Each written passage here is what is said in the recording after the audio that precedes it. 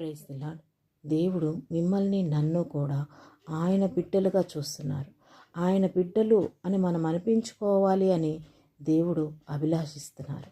అంతేకాదు, బైబిల్లో మన కోసం మనం తెలుసుకోవాలని ఎంతోమంది భక్తుల్ని, వాళ్ళల్లో ఉన్న లోటుపాట్లని కూడా మనకి చూపిస్తూ, మీరు కూడా మాదిరికరంగా బ్రతకండి, మీరు నా వైపు తిరగండి, మీ జీవితాన్ని సరిదిద్దుకోండి అని చెప్తున్నారు.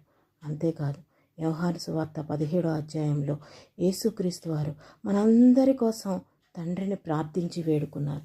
అది ఒక్కరి కోసం అని కాదు, అందరి కోసం.